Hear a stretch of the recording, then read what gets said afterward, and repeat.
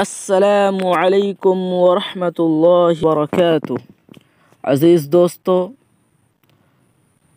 آج درس نمبر 8 میں ریاض الصالحین کی 2 حدیثیں حدیث نمبر 8 اور 9 پڑھی جائیں گی اور مختصر خلاصہ اور ترجمہ وغیرہ کر دیا جائے گا، اور یہ دونوں حدیثیں ریاض الصالحین کے باب الاخلاص و احضار النیت کے تحت ہیں۔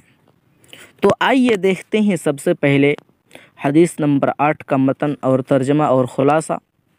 وعن ابی موسیٰ عبد اللہ بن قیس الاشعری رضی اللہ عنہ قال سئل رسول اللہ صلی اللہ علیہ وسلم عن الرجل يقاتل شجاعة ويقاتل حمية ويقاتل رياء أي ذلك في سبيل الله؟ فقال رسول الله صلى الله عليه وسلم من قاتل لتكون كلمة الله هي العليا فهو في سبيل الله متفق علیہ۔ دوستو، یہ تھا حدیث کا متن۔ اب دیکھتے ہیں ترجمہ۔ حضرت ابو موسیٰ عبداللہ بن قیس اشعری رضی اللہ عنہ بیان کرتے ہیں کہ رسول اللہ صلی اللہ علیہ وسلم سے سوال کیا گیا کہ ایک شخص شجاعت و بہادری کی خاطر، ایک خاندانی حمیت کی خاطر اور ایک ریاکاری کی خاطر لڑتا ہے تو ان میں سے اللہ تعالیٰ کی خاطر کون لڑتا ہے؟ رسول اللہ صلی اللہ علیہ وسلم نے ارشاد فرمایا، جو شخص اس لیے لڑتا ہے کہ اللہ تعالیٰ کا کلمہ بلند ہو، وہ اللہ تعالیٰ کی راہ میں لڑتا ہے۔ میرے بھائیوں، تو آئیے دیکھتے ہیں حدیث کے الفاظ کو ایک ایک کر کے مع تشریح دیکھتے ہیں۔ سب سے پہلا لفظ ہے حمیتاً، یعنی اس کا مطلب ہے حمیت و غیرت، یعنی جو خاندانی ہو یا قبائلی یا دوستوں کی، یعنی حمیت یہ اپنی خاندانی غیرت اور اپنی خاندانی حمیت اور اپنا خاندانی رعب کو برقرار رکھنے کے لیے کہ ہاں یہ شخص فلاں خاندان ہے اور اس خاندان میں بہادری مشہور ہے، اس خاندان میں شجاعت مشہور ہے، اس خاندان میں سخاوت مشہور ہے وغیرہ وغیرہ، یعنی حمیت کی خاطر جو اس خاندان میں مشہور ہوتا ہے تو اسی خاندانی حمیت و غیرت کی بنا پر وہ شخص لڑتا ہے۔ میرے بھائیو، دوسرا لفظ ہے ریا، یعنی ریاکاری، لوگوں کو دکھانے کے لیے لڑنا تاکہ وہ اس کے جوہر دیکھیں اور اس کی تعریف کریں۔ یہ ریاکاری عمل کو باطل کر دیتی ہے۔ اس کے بارے میں شارح کا رسالہ مبطلۃ الاعمال نہایت مفید ہے، نیز اس ریاکاری کا امت پر بڑا اثر پڑتا ہے۔ شارح نے اس پر اپنے رسالے الریا و اثرہ السیء فی الامہ میں مفصل بحث کی ہے۔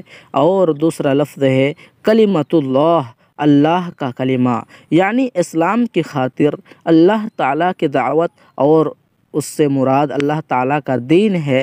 مختلف روایات میں بیان ہوا ہے کہ قتال 5 اشیاء کے سبب واقع ہوتا ہے۔ نمبر 1 حصول غنیمت، اور نمبر 2 شجاعت دکھانے کے لیے، نمبر 3 ریاکاری کے لیے، اور نمبر 4 حمیت کے لیے، اور نمبر 5 غضب و غصے کے سبب۔ ان امور میں مدح و ذم موجود ہے، اسی لیے رسول اللہ صلی اللہ علیہ وسلم نے سائل کو نفی یا اثبات میں جواب نہیں دیا، بلکہ ایسے حکیمانہ انداز میں جواب دیا کہ ہر قسم کا شک و التباس دور ہو گیا اور بات بھی سمجھ میں آ گئی۔ کہ اللہ کے نبی صلی اللہ علیہ وسلم نے فرمایا تھا کہ من قاتل لتکون کلمۃ اللہ ہی العلیٰ فہو فی سبیل اللہ، یعنی جو شخص صرف اس لیے لڑتا ہے کہ اللہ تعالیٰ کا کلمہ یعنی دین اسلام بلند ہو، وہ اللہ کی راہ میں لڑنے والا ہے۔ یعنی جہاد وہی اللہ کی راہ میں متصور ہوگا جو صرف اور صرف اللہ تعالیٰ کے کلمے کو بلند کرنے کے لیے کیا جائے تاکہ دین اسلام غالب آ جائے۔ ہاں اگر اس نیت سے جہاد کرتے ہوئے مال غنیمت حاصل ہو جائے یا شہرت حاصل ہو جائے جو آغاز میں مقصود نہیں تھی تو پھر اس میں کوئی حرج نہیں۔ یہ تو اللہ تعالیٰ کا فضل و کرم ہے، جسے چاہتا ہے عطا فرما دیتا ہے، لیکن اس سے دل میں فخر و غرور نہیں آنا چاہیے۔ پس جو لوگ اپنے رب کے عذاب سے ڈرتے ہیں انہیں اس مسئلے میں بہت محتاط ہونا چاہیے کہ ہر کام اللہ تعالیٰ کی رضا کی خاطر کریں۔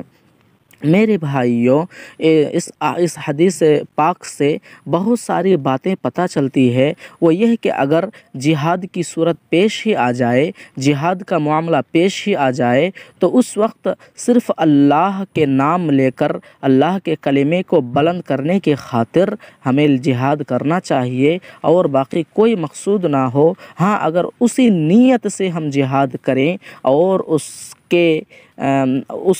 راستے میں چلتے ہوئے کچھ اور بھی چیزیں سائڈ سے مل جائے تو پھر وہ ہمارے لیے ہیں اور اسے لینے میں کوئی مضائقہ نہیں۔ اس کے برعکس اگر کوئی جہاد اس لیے کرتا ہے کہ وہ بہت مشہور ہو جائے اور اس کی لوگوں میں بہت تعریف ہو جائے کہ یہ شخص جہاد کر رہا تھا اور یہ شخص جہاد میں شریک ہوا تھا، یا کوئی اس لیے لڑتا ہے تاکہ اس کی خاندانی حمیت اور غیرت کا پتہ چلے، رعب اور دبدبے کا پتہ چلے، اس کے خاندان میں جو ایک چیز مشہور ہے اس چیز کا پتہ چلے، تو اس پر بھی اسے کوئی ثواب ملنے والا نہیں ہے۔ وہیں کچھ اور باتیں سمجھ میں آتی ہے، جیسے اعمال صالحہ کا دار و مدار نیت صالحہ پر ہے، اور یہ حدیث انما الاعمال بالنیات والی حدیث کی شاہد بھی ہے۔ جہاد کی فضیلت اسے حاصل ہوتی ہے جو اللہ تعالیٰ کی راہ میں صرف اس لیے لڑتا ہے کہ اللہ تعالیٰ کا کلمہ بلند ہو اور دین پورے کا پورا اللہ تعالیٰ کے لیے ہو جائے۔ عمل کے سبب کے بارے میں سوال کرنا مستحب ہے۔ نیز اس حدیث میں رسول اللہ صلی اللہ علیہ وسلم نے جہاد کی حقیقت بیان فرمائی۔ عمل سے پہلے علم ضروری ہے، جیسا کہ سائل نے دریافت کیا کہ کون سا جہاد فی سبیل اللہ ہے، تاکہ اس کے معلوم ہونے کے بعد جہاد کرے۔ دنیا کے حرص اور ایسے قتال کی مذمت ہے جو اللہ تعالیٰ کے رضا کے علاوہ کسی اور مقصد کے لیے کیا جائے۔ میرے بھائیوں، یہ تھی حدیث نمبر 8، حدیث تھی۔ اب آئیے چلتے ہیں 9ویں حدیث کی طرف۔ وہ حدیث ذرا اس طرح ہے: وعن ابی بکرۃ نفیع بن الحارث الثقفی رضی اللہ عنہ ان النبی صلی اللہ علیہ وسلم قال اذا التقى المسلمان بسيفيهما فالقاتل والمقتول في النار قلت یا رسول اللہ هذا القاتل فما بال المقتول قال انه كان حريصا على قتل صاحبه متفق علیہ۔ آئیے دیکھتے ہیں ترجمہ حدیث۔ حضرت ابو بکرہ نفیع بن حارث ثقفی رضی اللہ عنہ سے روایت ہے کہ نبی صلی اللہ علیہ وسلم نے فرمایا، جب دو مسلمان اپنی اپنی تلواریں سونت کر مد مقابل آ جاتے ہیں تو پھر یہ قاتل اور مقتول دونوں جہنمی ہے۔ میں نے عرض کیا، یہ اللہ کے رسول، یہ تو قاتل ہے اس لیے جہنمی ہے، مقتول جہنمی کیوں کر ہوگا؟ آپ نے فرمایا، اس لیے کہ وہ بھی اپنے ساتھی کے قتل کا حریص تھا، ساتھی کے قتل کا شوق رکھتا تھا اور ساتھی کے قتل کو چاہتا تھا۔ میرے بھائیوں، تو آئیے دیکھتے ہیں کچھ الفاظ اور اس کی مختصراً تشریح۔ جیسے پہلا لفظ ہے التقى المسلمان، جب دو مسلمان مد مقابل ہو اور وہ دونوں ایک دوسرے کو قتل کرنا چاہتے ہو۔ انسان اس ارادہ معصیت پر عتاب الہی کا مستحق ہوگا جس کا اس نے اپنے دل میں پختہ عزم کیا اور اس کے ارتکاب کے لیے اسباب و وسائل بھی اختیار کیے۔ پھر اس کا معاملہ اللہ تعالیٰ کے سپرد ہے۔ اگر وہ چاہے تو اسے عذاب دے اور اگر چاہے تو اسے معاف کر دے۔ نیز یہ بھی ثابت ہوا کہ پختہ ارادہ فعل کے قائم مقام متصور ہوگا، اگرچہ انسان کسی رکاوٹ کی وجہ سے اس میں کامیاب نہ ہوا ہو۔ اس کے لیے شارح کی کتاب ہادی الروح الی احکام توبۃ النصوح کا باب توبۃ العاجز نہایت مفید ہے۔ دل میں پیدا ہونے والے وساوس قابل مواخذہ نہیں، اور جہاں تک اللہ تعالیٰ کے اس فرمان کا تعلق ہے وَإِن تُبْدُوا مَا فِي أَنفُسِكُمْ أَوْ تُخْفُوهُ يُحَاسِبْكُم بِهِ اللَّهُ سورۃ البقرہ آیت نمبر 284۔ ترجمہ یہ ہے، جو تمہارے دلوں میں ہیں اسے ظاہر کرو یا چھپاؤ، اللہ تعالیٰ تم سے حساب لے گا۔ تو یہ آیت اللہ تعالیٰ کے اس فرمان سے منسوخ ہے، لا یکلف اللہ نفسا الا وسعها لها ما کسبت وعلیہا ما اکتسبت۔ اللہ تعالیٰ انسان کو اس کی وسعت سے زیادہ تکلیف نہیں دیتا ہے، اس کے لیے اس کے فائدے میں جو اس نے کمایا یعنی نیکی، اور اس پر اس کے لیے نقصان دہ جو اس نے کمایا یعنی گناہ۔ مسلمانوں کو باہمی قتال سے بچنا چاہیے، کیونکہ اس طرح وہ کمزور اور بزدل ہو جائیں گے اور اللہ تعالیٰ بھی ناراض ہوگا۔ جس قتال سے منع کیا گیا ہے اس سے مراد وہ ہے جو دنیاوی غرض و غایت، سرکشی یا ظلم و زیادتی کی وجہ سے ہو۔ ان مقاصد کے تحت مسلمانوں کا آپس میں قتال منع ہے۔ جہاں تک حقی نصرت اور باغی گروہ سے لڑنے کا تعلق ہے تو وہ لڑنا جائز ہے، حتیٰ کہ باغی گروہ حق کی طرف لوٹ آئے، کیونکہ اس طرح اگر مسلمانوں کے مابین پیدا ہونے والے اختلاف میں مسلمان گھروں میں بیٹھ جائیں اور تلوار نیام میں ڈال لیں کہ ہمیں لڑنے سے منع کیا گیا ہے، تو پھر حدود معطل ہو جائیں گے، ظالم دندناتے پھریں اور وہ لوگوں کے اموال لوٹیں گے، خون بہائیں گے اور عزتیں لوٹیں گے۔ اسلام کا یہ منشا اسلام کا یہ منشا ہرگز نہیں، بالکل بھی نہیں، ہرگز بھی نہیں، بلکہ وہ تو ظالموں کے ہاتھ روکنے اور انہیں توڑنے کا حکم دیتا ہے۔ قاتل یہ حدیث اور مقتول دونوں جہنمی ہیں، اس سے مراد دائمی جہنمی ہونا نہیں۔ اس حدیث میں خوارج کے لیے دلیل نہیں جو گناہ گار کو کافر سمجھتے ہیں، اور نہ معتزلہ کے حق میں ہیں جو کبیرہ گناہ کے مرتکب کے جنت میں داخلے کا انکار کرتے ہیں اور اسے دائمی جہنمی سمجھتے ہیں۔ اہل السنہ کسی شخص کو گناہ کی وجہ سے کافر قرار نہیں دیتے۔ میرے بھائیوں، یہ 2 حدیثیں تھیں، اور دونوں حدیثوں سے جو خلاصہ نکلتا ہے وہ خلاصہ ہے کہ ہمیں اپنی نیت کے مطابق بدلہ ملے گا۔ جیسا کہ پہلی حدیث میں ہم نے جانا کہ جو بھی شخص اللہ کے کلمے کو یعنی دین اسلام کو بلند کرنے کے خاطر، اللہ کی رضا جوئی کی خاطر لڑتا ہے، جہاد کرتا ہے، تو وہی شخص حقیقت میں مجاہد ہے اور اسی شخص کو حقیقت میں ثواب ملے گا۔ بقیہ اگر کوئی شخص کسی اور چیز کے ارادے سے یا نیت سے لڑتا ہے تو پھر اسے ثواب نہیں ملے گا۔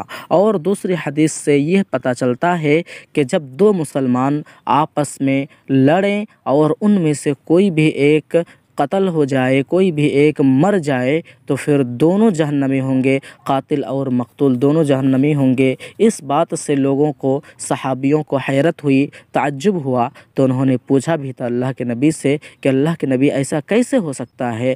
جس نے مارا وہ تو جہنمی ہوگا، لیکن جو مر گیا وہ کیوں جہنمی ہوگا؟ تو اللہ کے نبی صلی اللہ علیہ وسلم نے پیارا جواب دیا، وہ یہ کہ جو مر گیا وہ بھی تو قتل کرنا چاہتا تھا، لیکن بدقسمتی سے وہ اس کے مد مقابل ٹک نہ سکا اور مر گیا۔ میرے بھائیوں، اور اس حدیث مبارک سے بھی نیت کا پتہ چلتا ہے کہ اس نے بھی نیت کی تھی کہ میں بھی اسے ماروں گا، اسی لیے مد مقابل کھڑا ہوا تھا۔ یعنی دونوں ایک دوسرے کے لیے یہ نیت ٹھوکی تھی کہ وہ سوچ رہا تھا میں بھی قتل کروں گا اور وہ سوچ رہا تھا میں بھی قتل کروں گا، تو لہذا اس کی نیت کی وجہ سے دونوں کو جہنم میں ڈالا جائے گا۔ میرے بھائیوں، اور اس حدیث سے یہ بھی پتہ چلا کہ ہم مسلمانوں کو آپس میں لڑنا نہیں چاہیے، بالکل بھی جھگڑنا نہیں چاہیے، اور کسی بھی اعتبار سے نہیں جھگڑنا چاہیے، ورنہ پھر یہ مسلمان کمزور ہو جائیں گے اور ہمارے اتحاد کو ٹھیس پہنچے گا، ہماری یونٹی خراب ہوگی، اور ہمارے اتحاد کو دیکھ کر دوسرے لوگ، دوسری قوم ہم پر جھپٹ پڑیں گے۔ میرے بھائیوں، آخر میں اللہ رب العزت سے دعا ہے کہ الہ العالمین تو ہمیں اپنی نیتوں کی اصلاح کرنے کی توفیق عطا فرما، آمین۔ الہ العالمین تو ہماری نیت کو بہتر سے بہتر بنا، آمین۔ الہ العالمین تو ہماری نیت کو خالص تیری رضا جوئی کے لیے بنا، آمین۔ الہ العالمین ہم جو بھی دنیا میں رہتے ہوئے کام کرے خالص اللہ کی رضا اور خوشنودی حاصل کرنے کے لیے کرے، اس قسم کی توفیق عطا فرما، آمین۔ الہ العالمین جب تک تو ہمیں دنیا میں باقی رکھ، اسلام پر باقی رکھ، اور جب تو ہمارا خاتمہ فرما، ایمان پر ہمارا خاتمہ فرما، آمین۔ وآخر دعوان ان الحمد للہ رب العالمین۔ السلام علیکم ورحمۃ اللہ وبرکاتہ۔